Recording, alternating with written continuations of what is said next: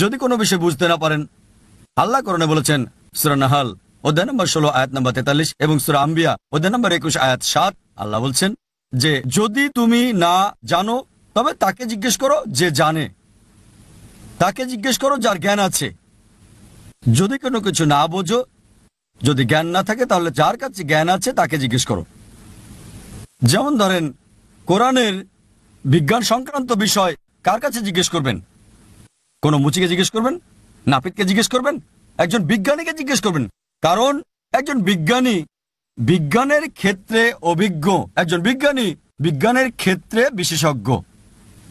একইভাবে কোরআনের মেডিসিন সংক্রান্ত বিষয় কাকে জিজ্ঞেস করবেন?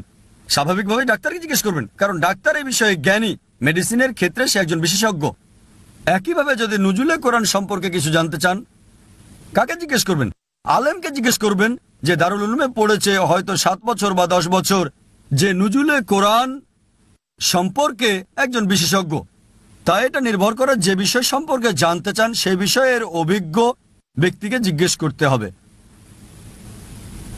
তাই কোরআন বলছে যে কোরআন পড়ার সময় যদি কোনো সমস্যার সম্মুখীন হন, আপনি অবশ্যই এমন একজনকে জিজ্ঞেস করবেন যে বিষয়ে বিশেষজ্ঞ।